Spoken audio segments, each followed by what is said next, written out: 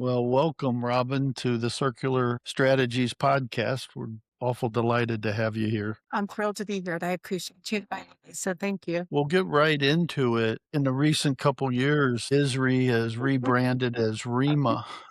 And beyond the name change, what does the shift signal about how the industry views itself? It's interesting to think about why we did this in the first place. There's so much noise around recycling. And when you think especially what's happened with the blue bin and residential recycling in like the late 2020 or 2018, 19, 20, there's all this talk about recycling is not working. And we are trying to raise our hand and get into the conversation. And all these other players who were saying they were stakeholders and that were interfering with our ability to get our voice out there.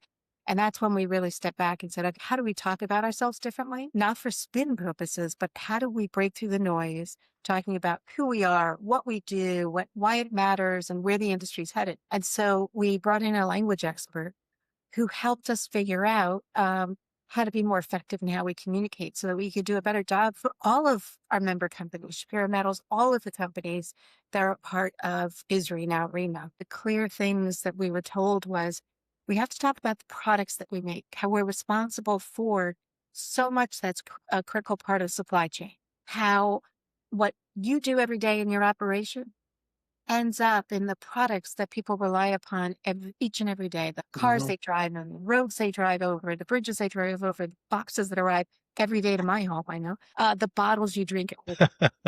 All of them are made out of recycled materials to focus more on recycled materials versus scrap. And then the next logical step was, okay, so what do we call ourselves? So we can, again, in a meeting, stand out more and be more effective when we're trying to reach the right audiences. And that's when we took the next step and rebranded as the Recycled Materials Association. And it's been, to be honest, much more successful than I even anticipated. I was really nervous, having been part of the industry for 30 years. I know how much, we're all attached to scrap and the loyalty to ISRI, but it popped and it made a difference. I think it helped with a lot of our conversations. If you could pinpoint just kind of one little thing that has been a significant result of that change, what would come top of mind? This may seem silly or surprising, but when I go into a meeting, and we actually had our first fly-in in Washington on Capitol Hill a couple of months after we adopted the language project. And we went into meetings, and I was shocked with how much we were able to avoid those first few minutes of, now what is scrap? Now who is Israel? You're an institute, you're a trade association. And we could get right to the business, and they understood who we were so much quicker. Mhm. All of us, myself included, were so much better equipped to tell our story than we ever were. Wow. I I think it's been good. It kind of we lean right into that. The industry, you in particular, long advocated for design for recycling. And not to put you on the spot, but is there a particular sector that you see a little further ahead, and where do we still have some opportunities? Sure. I mean, I can't from it I haven't measured them all to see how far they've gone, but I will tell you, I've been really impressed with the progress made in electronics. Still ways to go. But for example, Dell won the Design for Recycling Award from that is ReMA a couple of years ago for one of their laptops for the fasteners, allowing us to more easily pull apart the laptop, as well as for the use of recycled materials in all parts of the laptop. And we're seeing it also in iPhones. I saw something recently that Apple now says that 30% of a typical iPhone is made of recycled material. So, and there seems to be a lot more attention to sustainability generally and recycling within the electronics. Again, ways to go, but there's progress. I think where we have more progress to go, although we're making some, is in packaging. Mm. We see a lot more companies shifting from combining polymers into single polymers and from shifting from plastics to paper. And we're commodity agnostic. I mean, we represent all of them. But they're starting to pay attention, a lot of the brands, to packaging, and we're happy to help them. I'm not sure if you're aware, but we started working on a protocol, a fiber readiness tool about 2 or 3 years ago that we introduced in 2023. that we've already had about 150 brands and packaging companies go through to test whether or not their packaging at the test stage can make it through the recycling supply chain. And it's worked really well, and it's helped a lot of them refine their packaging to make their packaging more recyclable. But that's certainly an area where there's more work to be done. That's very interesting. Thank you. Um, Kind of switching gears in a major way, but before we do, I was thinking that, you have a pretty interesting conflict developing as people look to composites to solve their problems. You also create a recycling challenge, and that design for recycling may have to go one level higher, if you know what I mean. Yeah. In the global train arena, you guys are very active advocates in that area. With the increasing protectionism and the green trade barriers globally, how's ReMA navigating the tension between kind of local economies and the reality that recycled materials are globally traded? It's a great question. And it's certainly, I can honestly say, since January 25, this has probably been our number one priority. Because as you know, access to the global markets is critical to the health and success of our industry. It doesn't matter if you're in the middle of the country, if you're on the coast, we're all dependent upon the ability of the material to move, because in any given year, between 20 and 30% of the materials that are processed domestically end up in the export markets. And when that safety valve is not there, it's going to flood the market and cause more disruption. It's going to produce that can be made. It will affect availability, ultimately, of material. There's so many negative effects of closing the border. So we have made this very clearly one of our highest priorities. And let me just say there, it's actually not new that it's a high priority. When I first started at ISRI, I was basically told two things: scrap is not waste, and we need free and fair trade.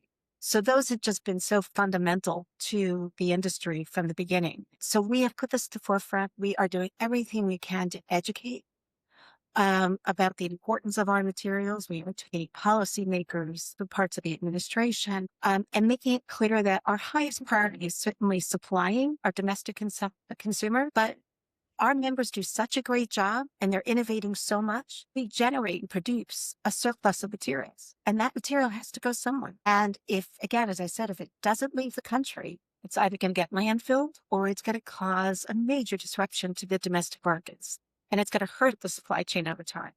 So that's really our message. And so far it's working, although I'm not saying it's a slam dunk, but it's working. Yeah, it's got to be a real challenge. There's so many competing interests, I suppose, Yes. in the equation. And likewise, this next one is probably every bit as challenging, and that is we're definitely seeing a surge in extended producer responsibility laws. Does REMA view EPR as a catalyst for the industry or as a potential burden that could stifle private innovation? I think it's somewhere between, maybe more towards the burden. It's certainly not a catalyst. I think, unfortunately, policymakers look towards EPR as a panacea. Mhm. As you know, the recycling infrastructure and recycling systems are very complex. There's no one easy answer for how you increase recycling and how you deal with some of the challenges. So um, we think EPR could play a role, but only if done correct, done in a way that you're including recyclers, you are ensuring a level playing field so everyone can access the material.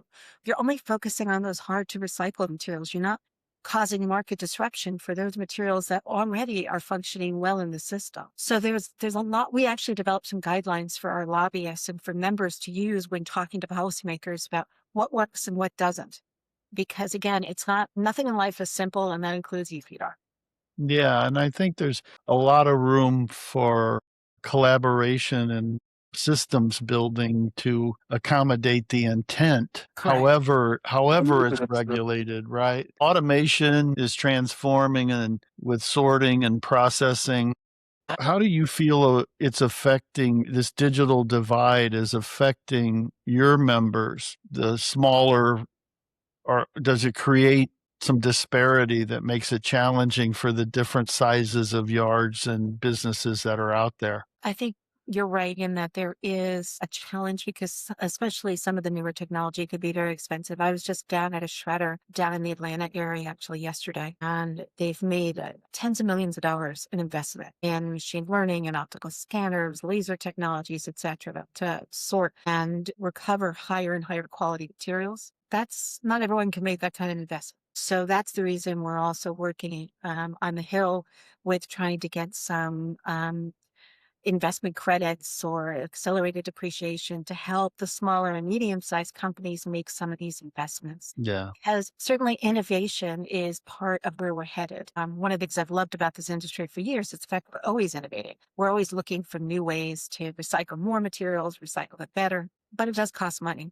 And especially in today's economy, we need a little bit of help. And so we're trying to get that help for members. Yeah, it makes a lot of sense. I think, it's also because we deal in commodities and the cyclicality of the market, sustained innovation is also a challenge. And anything we can do to help sustain that innovation through the cycle would be greatly appreciated for sure. Absolutely.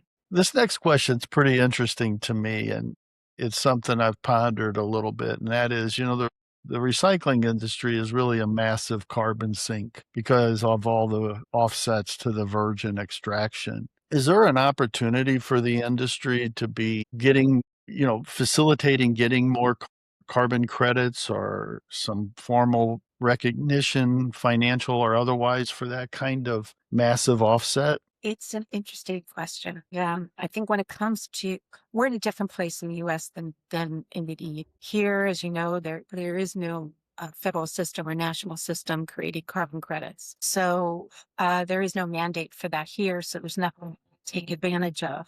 But certainly through sustainability efforts in your companies, a great example that's doing some really fantastic work in this area and really messaging and raising awareness about the fact that there are Mhm. so many environmental benefits and sustainability benefits that use of recycled materials makes. And so it's really going to be in those private relationships and making that awareness with your customers. So it plays an advantage in the market, but I'm not sure we're ever, I won't say ever, but it's going to be a while till I see a true government imposed carbon credit system here.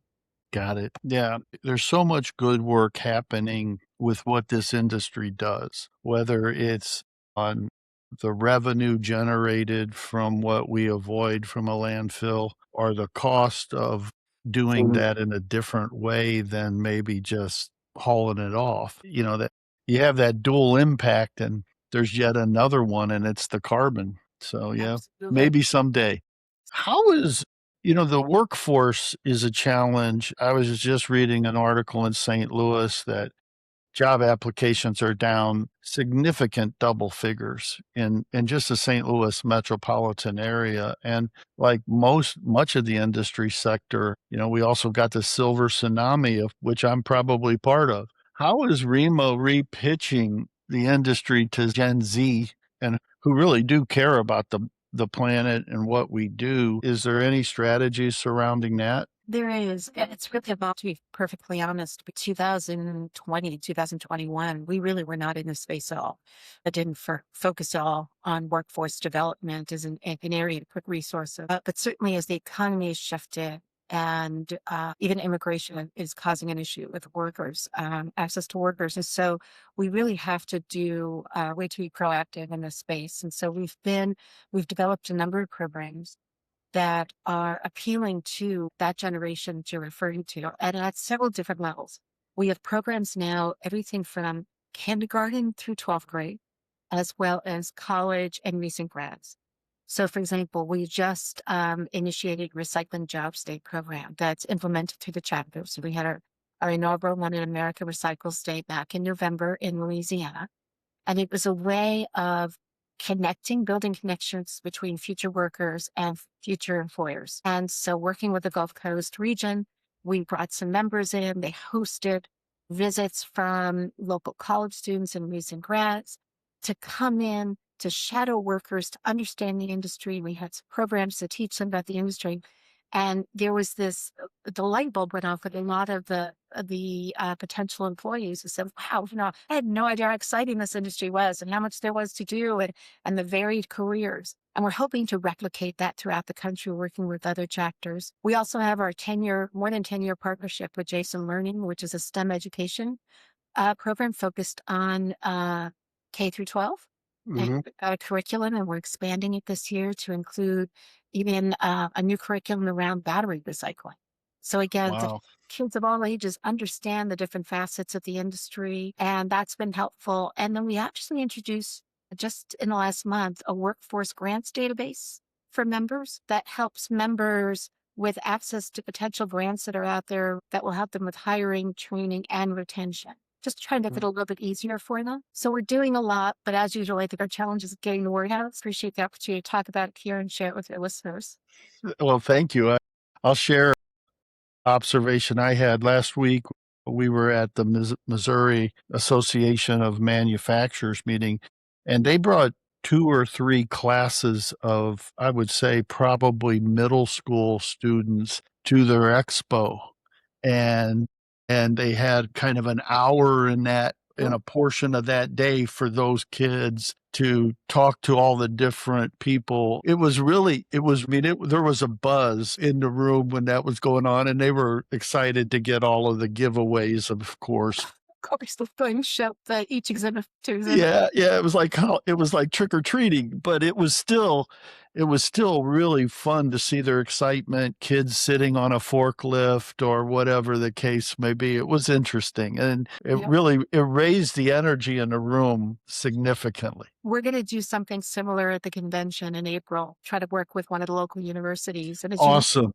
we've done it with kids through our youth video and poster contest, bringing in the winners who are sometimes Right. ninth graders, 10th graders, and to see them light up is Oh, yeah. That's awesome. yeah, Switching gears yet again, you're covering so much territory with so much capability. I really admire your agility here. we're trying. There's a lot of buzz around the chemical recycling of plastics. Yes. And I wonder if ReMA sees that as a traditional recycling partner, or how does it fit in, do you think? I think we have to start with what is the definition of recycling? And we consider recycling when you go from material to material. If you go material to fuel, that's not recycling. Energy for recovery or burning for energy recovery is not recycling, but material to material is. And you can get there through mechanical recycling, which is what is the foundation really of the industry. But chemical recycling was certainly, I was going to say it's an innovation, but the truth is it's been around for a long time. Just continue to evolve. So chemical recycling can be recycling as well if it's material to material. And we do have members who are doing some research in that area, and there's certainly potential in that area, and we support it. Where it gets controversial, I think, is in two areas. One is we think that all recycling should have a level playing field. It's all part of the manufacturing supply chain. One, mechanical and chemical recycling should both be treated as part of the manufacturing supply chain. Neither are waste management. If you do burning for energy recovery, that is waste management, but not if you're doing material to material. And the other thing is I hate when it's called advanced recycling, because the truth is mechanical recycling is pretty advanced as well. We No talked about, doubt. using lasers and AI and machine learning. So there's nothing more advanced about chemical versus mechanical recycling. Yeah, that's a very good point. As we move into this AI data center kind of environment, recycling materials are really becoming framed as a matter of national security, whether it's lithium, cobalt, rare earth. Is this shift changing the conversation for REMA with our policymakers in DC? It's a great question. And it goes back to what we were talking about earlier with the trade, because it's very much related to that. First of all, electrification, decarbonization, the data centers, all of that is certainly putting more pressure on the production of raw materials, secondary, recycled materials, as well as raw materials or virgin materials. What we've been trying to focus on is the fact that It's what I mentioned earlier in the trade context, which is that because of all of the good work that our members are doing around the country and all the innovation and new technologies that are coming to bear on the industry, we're able to produce a surplus of materials to not only meet all the demands of the industry today, of the manufacturers today, but also into the future.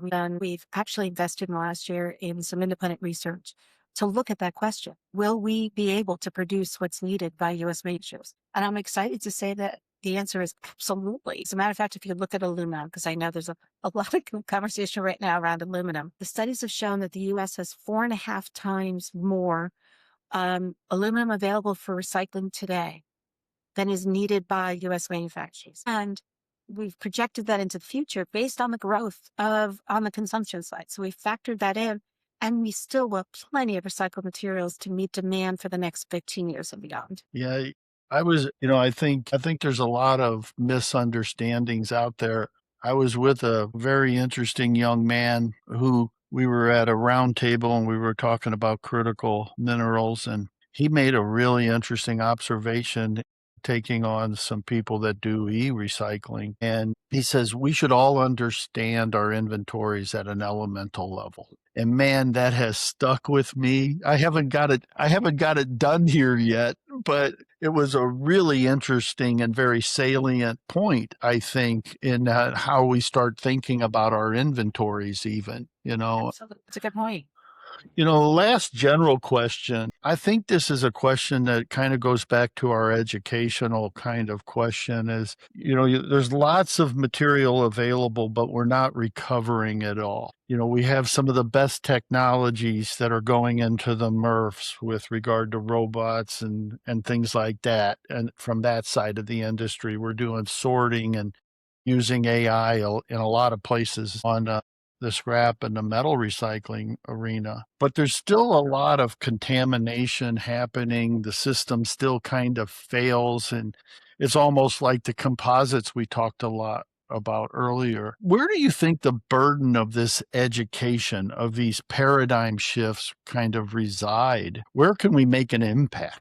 Well, I think the burden's on all of us. Every part of the system has to be, because again, there's no panacea. There are, I love graphs, charts, and I've got this chart I came up with many years ago, which shows the basically life cycle of materials and shows the system, the infrastructure as a circle, and then points out where pressure points are. And the truth is, there's pressure points throughout the system. And that's why I go back to like EPR is no panacea. You need to go to each of the different pressure points. But I think one of the significant pressure points is on the consumer side, and that goes to the contamination in the residential stream. I mean, if you look at the industrial and commercial stream, it's much cleaner. There's very little contamination. And why is that? Because we all understand, everyone who's participating in that sector understands the importance of reducing contamination and putting clean materials in the system. The average person, I'll use my mother as an example. She doesn't know, she doesn't connect it and know that when she puts a bottle that might have some peanut butter in it or whatever in the recycling container and then mistakenly puts her garbage in with it, that's going to cause a problem. Yes, her daughter works in the industry, but that doesn't make a difference to her. So we really have to educate the consumer. And part of that is actually that goes to your first question about our branding.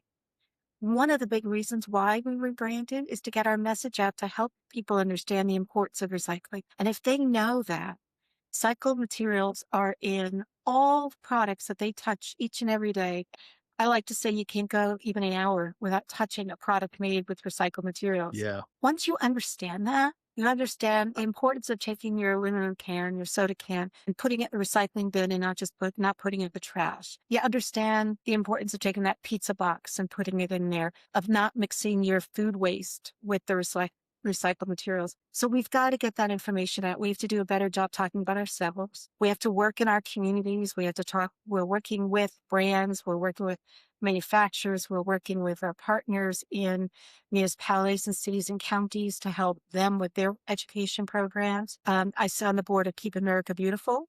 And one of the reasons, again, it's awareness. And if they're doing some really good work as a result, the Recycling Partnership, there are a number of consortiums that are really doing some good work out there.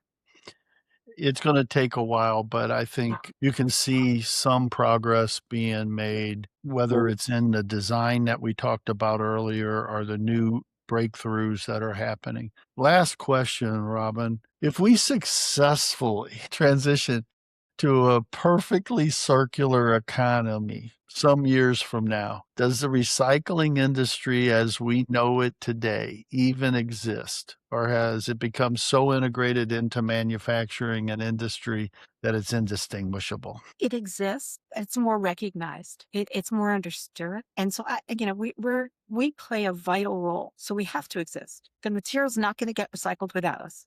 So we're certainly going to exist, but we'll be, I think, more understood and hopefully also part of some conversations we're not part of now. We won't have to push our way into those conversations as much. We'll be central to some of the conversations that are occurring today, and I look forward to that day. I think you're right. I think we're going to be more valued and I think we're going to be more integrated. And I think that that's what we're striving for. Yeah, absolutely. I think we certainly are on the pathway with our discussion today. With that, Robin, we can't tell you how much we appreciate you joining us We do. and sharing your valuable time with us. Thank you very much. I love this.